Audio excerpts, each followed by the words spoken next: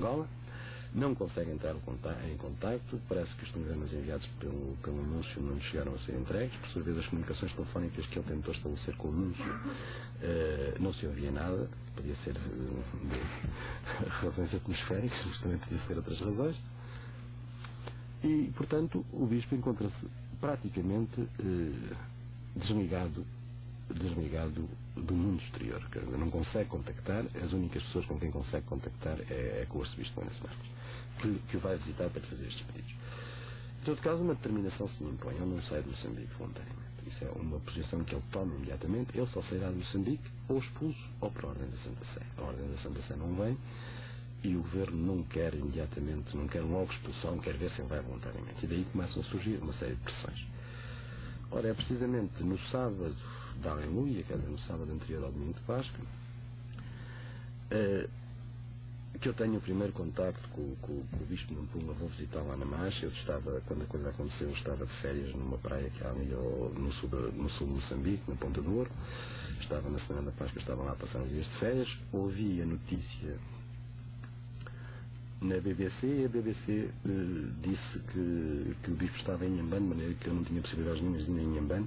Não tive muita pressa em vir. Mesmo assim, ouvi a notícia na sexta-feira de manhã e no sábado vim imediatamente para ver o que se passava. E cheguei, soube que eu estava na Marcha e fui visitá-lo às 9 horas da noite. Eu estive com ele, o Bispo, fizemos um telegrama para o Ministro do Ultramar, em que o Bispo declarava que não saía de Moçambique voluntariamente, e ficou combinado, porque nós não prevíamos que eu fosse expulso no domingo seguinte. Pensávamos que num país católico talvez não quisessem expulsar um Bispo em domingo de Páscoa. E ficou combinado que eu faria uma declaração, fui eu que o aconselhei a fazer essa declaração, para ficar absolutamente certo que ele não sairia voluntariamente de Moçambique e que se tentassem dizer que ele saía voluntariamente, que isso era falso.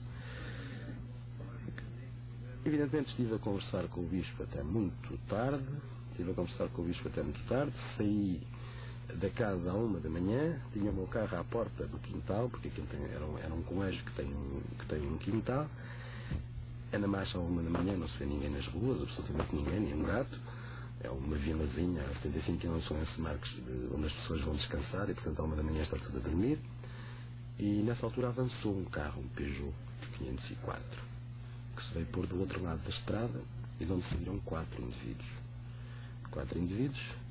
Eu ia com a minha mulher, a porta da casa tinha-se fechado, aproximaram-se assim em ar, mais ou menos ameaçadores, não é, com ar assim de ameaça.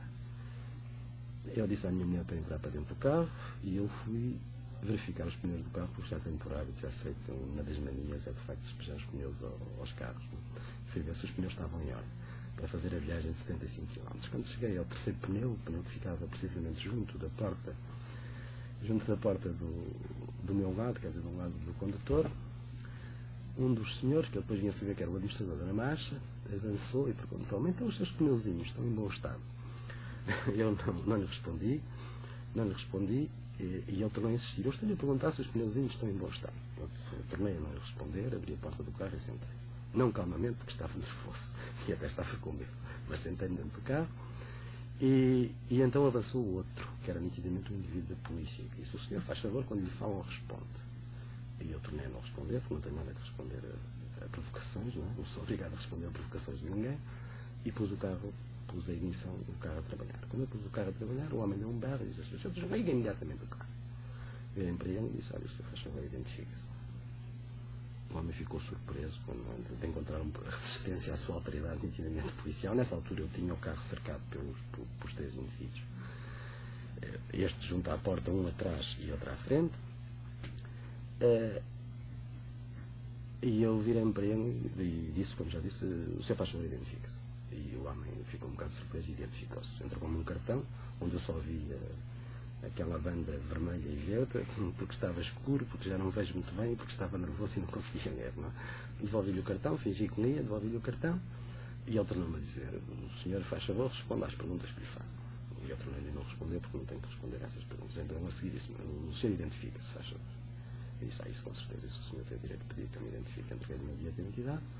Ele ditou para o outro que estava atrás, ditou o meu nome, depois perguntou-me a morada, disse-lhe a morada, depois perguntou-me a profissão, disse que era advogado, e então aí o homem desfez-se. Quando disse que era advogado, O homemzinho disse, faz favor de seguir, desculpe o incómodo e não sei o quê. Eu segui e quer dizer, meia hora depois, isto era para aí 1h30 da manhã, entraram 14 polícias armados dentro da casa do bispo.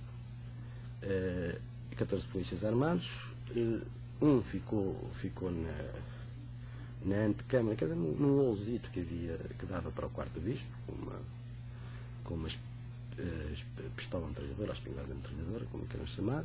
Outro ficou a passear no corredor e 12 cercaram a casa. E o bispo ficou absolutamente preso a partir dessa hora. Instalaram um emissor rádio-receptor no quintal, que comunicavam com o Governo Geral e com a DGS. A certa altura ouviu-se inclusivamente a DGS dizerem: aguenta aí o homem que nós vamos buscar num carro às 4 da tarde. No outro dia, eu voltei para o Lourenço Marques, no outro dia tive um telefonema a pedirem para ir à Marcha, tentei entrar na casa, fui impedido pela polícia, a polícia disse que não, se quisesse falar-se com a irmã superior. Falei com a irmã superior estava muito atrapalhada, não é? Disse-me que tinha sido engano, que não tinham chamado lá, tinham chamado a outro sítio, e que tinha sido engano. Eu verifiquei que ela estava atrapalhada e retirei. E então marcou-se a partida dos bispos para as 4h30 da tarde. Entretanto, o administrador andou a chamar a população da Marcha, aliás, com pouco resultado, para se ir pôr em frente à administração, que não era de modo nenhum o sítio onde o bispo saía. Isso justifica-se porque havia uma tentativa de dizer que a população se tinha aglomerado ali e eles tinham tirado o bispo de outro sítio para o safar às iras da população. Era essa a história que pretendiam contar e que de facto efetivamente contaram. Entretanto, às 4 horas, ou 4h30 da tarde, pôs um helicóptero precisamente em frente à casa do bispo, à estrada, e depois há um relvado, e depois é a igreja. Um relvado muito verde, estava um dia lindo, o helicóptero era bonito, era um helicóptero pequenino, amarelo, e então começaram-se a ver aparecer uns grupos de 5 pessoas e uma data de crianças africanas que foram trazidas para ali, muito provavelmente com a ordem de darem berros quando os tais grupos das 5 pessoas começassem também aos berros. O que eles não contaram é que estavam lá umas 20 e tal pessoas, também não éramos mais, amigos ou conhecidos do bispo, e conseguimos berrar muito mais do que as tais 5 pessoas, que aliás, os tais 2 ou 3 grupos de 5 pessoas, que aliás não deram gritos nenhum. Nós gritámos viva o bispo, dissemos-lhe a Deus, viva o Dom Manuel, dissemos-lhe a Deus, saltámos, pulámos e pusemos as crianças a pular connosco, começaram todas aos vivas. Não? De maneira que a saída do bispo da Marcha foi altamente apoteótica, até porque de repente o helicóptero levantou, aliás nervosamente, foi uma ordem que lhe deram para seguir imediatamente, porque estava a descarrilar a manifestação, desandou e arrancou com o helicóptero, e a subida do helicóptero foi de facto um espetáculo bonito, foi uma subida muito rápida, as crianças entusiasmaram-se muito, começaram todas aos gritos e a dizer viva o Dom Manuel, e a gente também dizia viva o Dom Manuel, de maneira que a saída dele foi praticamente apoteótica. Houve um fulano que tentou tirar uma pedra que não chegou a meio caminho do helicóptero, estava também o representante da Ação Nacional Popular, o Sr. Cunha Costa, que é professor lá na Escola Comercial ou Industrial, e que ainda continua a ser professor, não sei porquê. Cunha Abreu, não é Cunha Costa, Cunha Abreu, e que depois do helicóptero partir, heroicamente, gritou assim a meia voz: traidor, fora. E foi assim que foi a saída do bispo Lourenço Marques. Depois o bispo foi metido no aeroporto, numa sala privada, estava imensa gente, imensos amigos do bispo assistir no aeroporto. Ele foi completamente isolado, toda a gente. O aeroporto estava cheio de agentes da DGS, praticamente estava lá toda a gente, todos os agentes da DGS que não tinham ido para a Marcha, estava cheio de agentes da DGS e foi absolutamente impossível sequer ver o bispo e entrar para ninguém o viu. E foi assim que o bispo saiu da semana.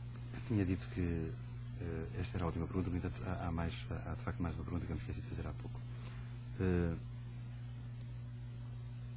Esse foi extinto em Moçambique, no entanto foi formado, digamos assim, um grupo de informação militar, um serviço de informação militar, e diz-se que esse serviço foi incorporado de muitos elementos das fintas da GS. O que é que há a esse respeito? Se foi incorporado muitos ou poucos, eu não sei. Foi de facto incorporado alguns, e temos que ser realistas desde que um exército esteja a combater, precisa de informação. O problema é que isso nada tem a ver com